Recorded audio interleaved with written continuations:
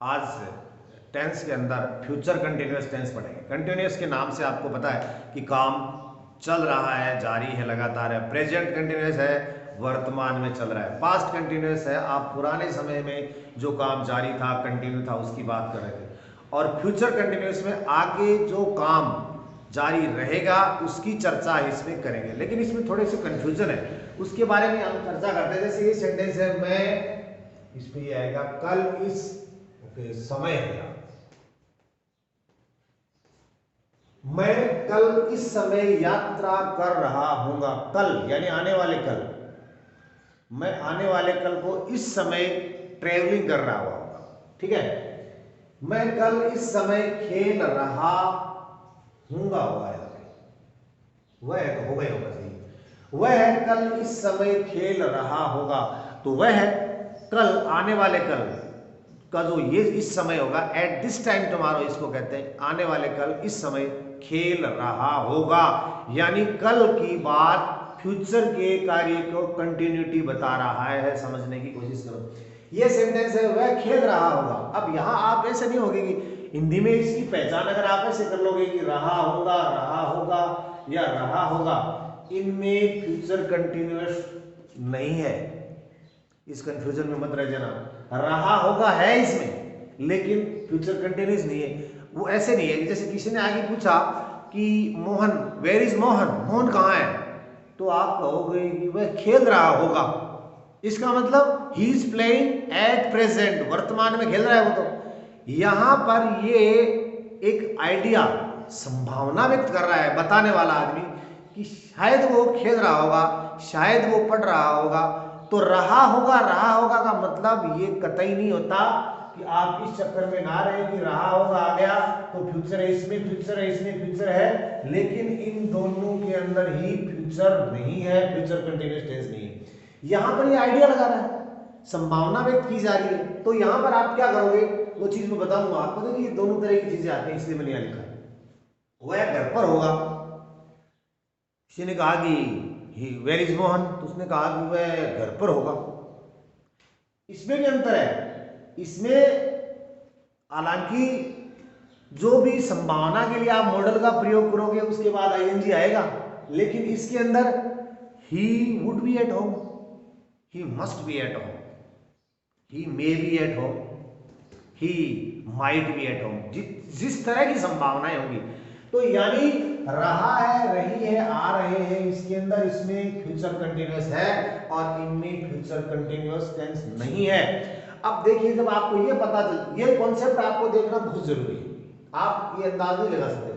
अब आपको ये देखना है कि जिसमें फ्यूचर कंटिन्यूअस है उसमें विल बी और शैल बी आएगा, वर्ब की फर्स्ट फॉर्म के साथ आईएनजी आएगा। आपको पता है कि आई और बी के साथ तो आता है शैल बी, और बाकी सारे डूअर उनके साथ विल भी आएगा और वर्ब की फर्स्ट फॉर्म आएगी। जैसे मैं कल इस समय यात्रा कर रहा हूंगा, तो I shall be travelling at this time tomorrow, ये हो गया। वह कल इस समय खेल रहा होगा, ही will be playing at this time tomorrow, continuous है। अब इसमें रहा होगा तो है, लेकिन यहां एक आइडिया लगा रहा है, अंदाज लगा रहा है, तो आपको इस पैटर्न पे आ जाना है। ये सारे संभावनाएं बताते हैं। मस्ट का मतलब बहुत ज्यादा संभावना ही है। जैसे उसके पास 4-4 गाड़ियां थी, या उसके पास 4 गाड़ियां हैं, तो ही मस्ट बी रिच।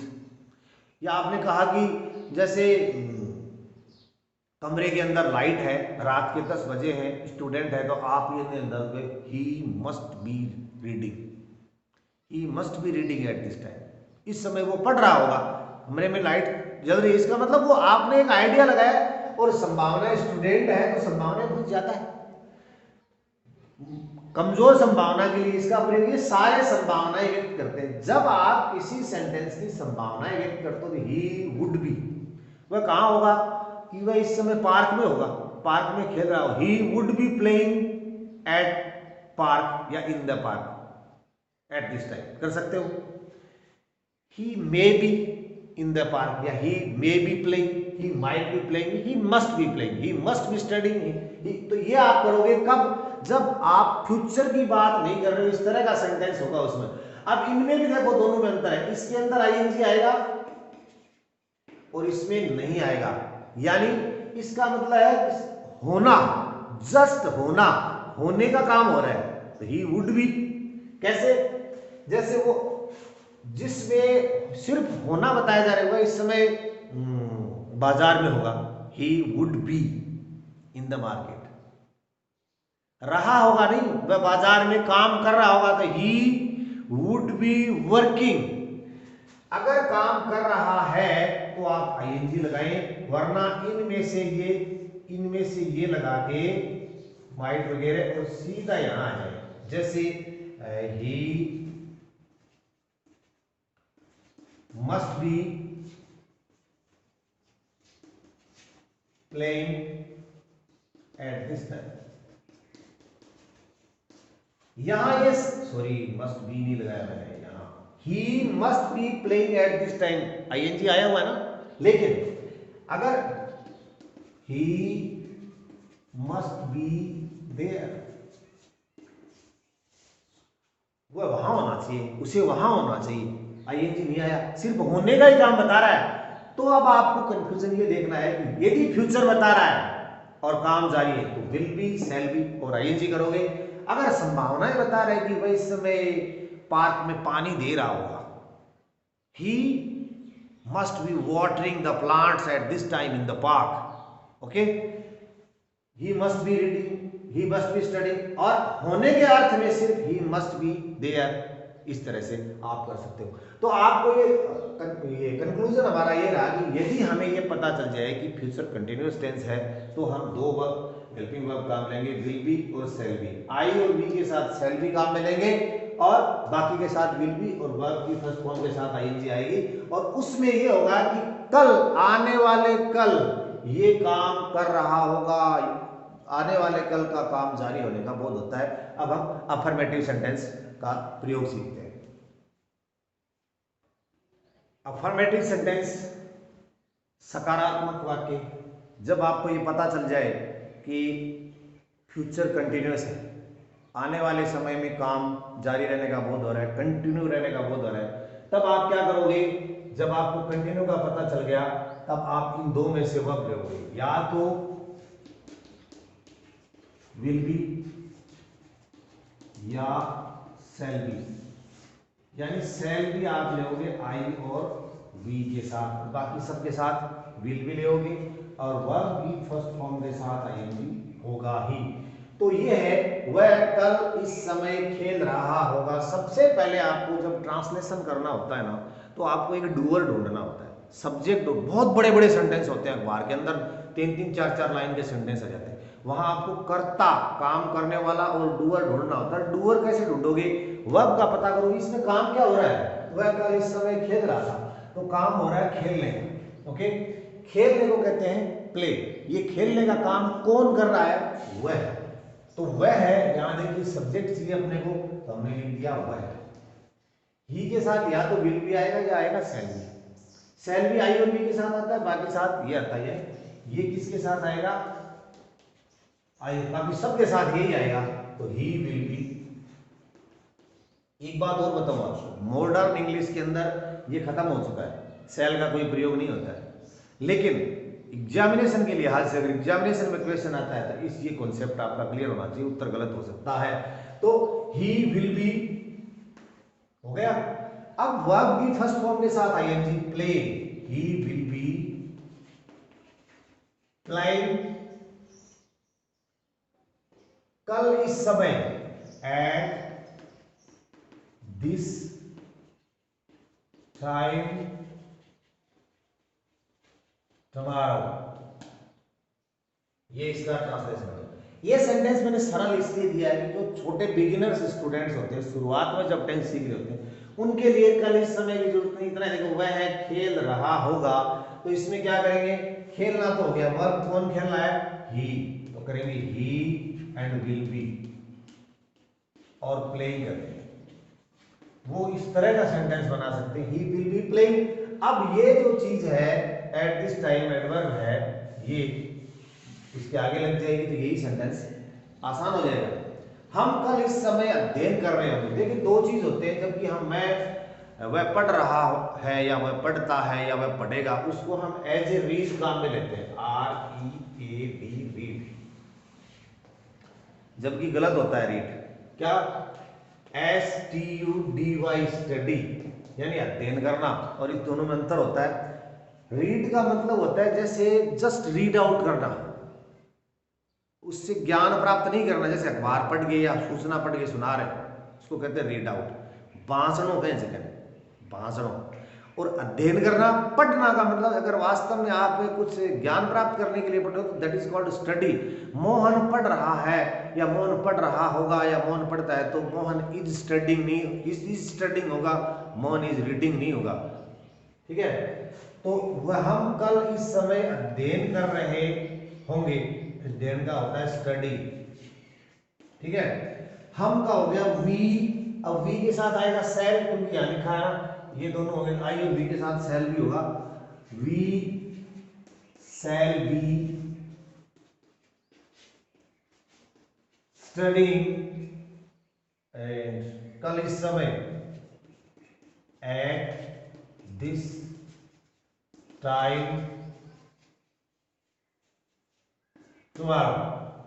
ये सकारात्मक सेंटेंस है, इसमें इस तरह से आप कर लेना। अब देखते हैं नेगेटिव और इंट्रोगेटिव सेंटेंस, नकारात्मक और प्रश्नवाचक वाक्य को देखते।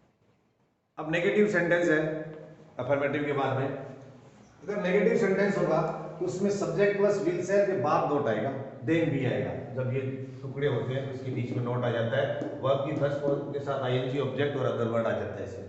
जैसे वह कल इस समय फुटबॉल नहीं खेल रहा होगा, तो यहाँ काम ये है, हो रहा है या नहीं हो रहा है उसका पता नहीं, और इसको काम को करने वाला ये डूअर है, तो सब्जेक्ट यहाँ आ जाएगा ही के साथ विल सेल में से क्या आएगा, विल करना है आपको, विल नॉट।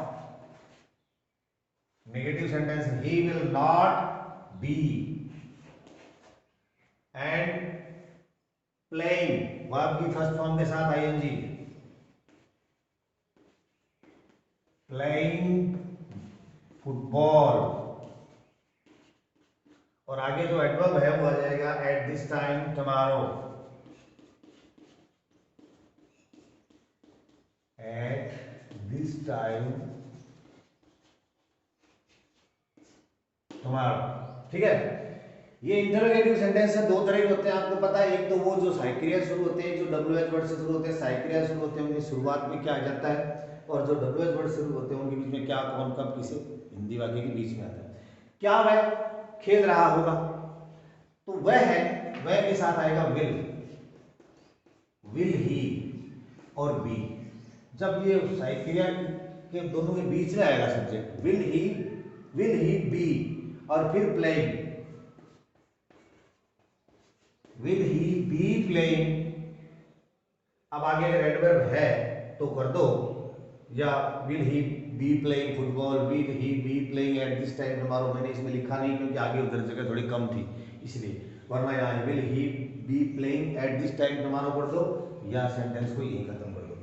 तुम कल इस समय क्या कर रहे होंगे, किसी ने पूछा कि कल तुम क्या कर रहे हो या कर रहे होंगे, इस समय तुम्हारा क्या काम जारी रहेगा, ये चीज यहां पूछी। तो क्या व्हाट के बाद में हेल्पिंग वर्ब आएगा इंट्रोगेटिव सेंटेंस के अंदर, what will and you be doing कल इस समय eight this time tomorrow.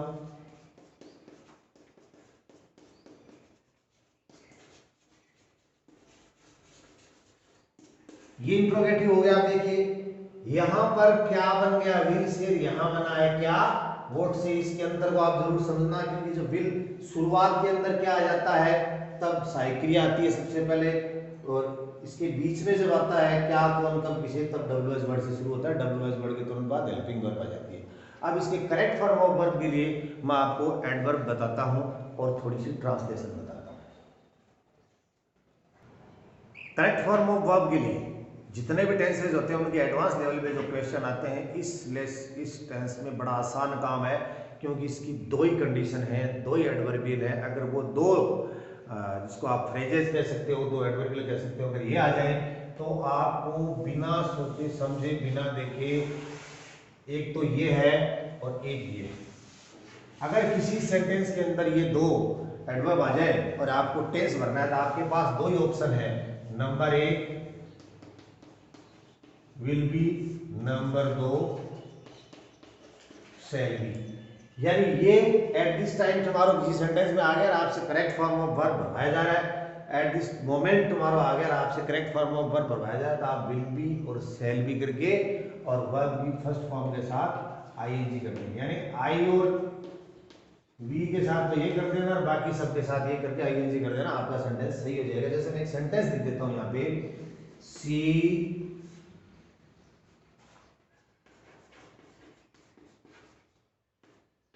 Watch movie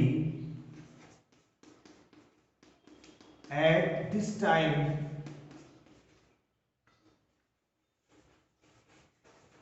tomorrow, और यहाँ टाइम किसी का मोमेंट भी आ सकता है, बस आपको इतना ही ध्यान रखना है। तो आप एग्जामिनेशन में ये देख लेना कि अगर ये चीज आ गई at this time tomorrow, at this moment tomorrow आ गया, यानी ये आ गई या ये आ गया, तो क्या करोगे आप, ये देख रहे हैं इसके अंदर दो ही चीज आएंगी, या तो आएगा विल बी या आएगा शैल बी और वर्ब की फर्स्ट फॉर्म के साथ आएंगी। तो सी विल बी वॉचिंग, उत्तर आपका होगा विल बी और वॉचिंग, ये कर देना और ये कर देना। आपका एग्जामिनेशन ये दो ही कंडीशन आएंगी, अगर ये टेंस का कोई करेक्ट फॉर्म ऑफ वर्ब पूछेगा तो इसके अलावा तीसरी कंडीशन नहीं होगी एग्जामिनेशन में। अब ये जो ट्रांसलेशन इनको देखिए, वह कल इस समय खाना पका रहा होगा, इसके अंदर फ्यूचर कंटिन्यूस है, भविष्य के अंदर बात करें कल इस समय वो खाना पका रहा होगा, कंटिन्यूटी है, और वह इस समय खाना पका रहा होगा, इसका मतलब वह खाना पका रहा होगा यहां तक है ना, तब तो प्रेजेंट कंटिन्यूस है, लेकिन वह इस समय खाना पका रहा होगा, इसने कहा कि वह क्या कर रहा है, तो वह इस समय खाना पका रहा होगा, आइडिया लगाया है, अंदाज लगाया है।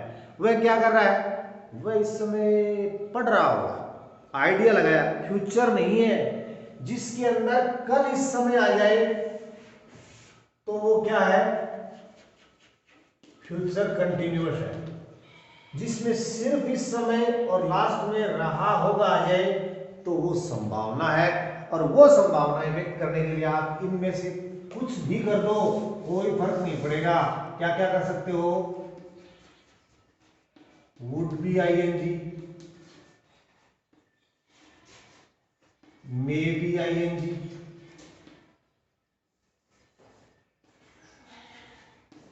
मस्ट बी आईएनजी, कुछ भी करो। जैसे वह इस समय खाना पका, he would be cooking food at this time, he may be cooking food at this time, he must be cooking at this time. ये जो आगे पीछे के सेंटेंस बताते हैं कि इसमें किस तरह की संभावना है, मस्ट है तो जरूरी मतलब ज्यादा संभावना है, इसमें कम संभावना है, लेकिन गलत कोई भी नहीं होगा।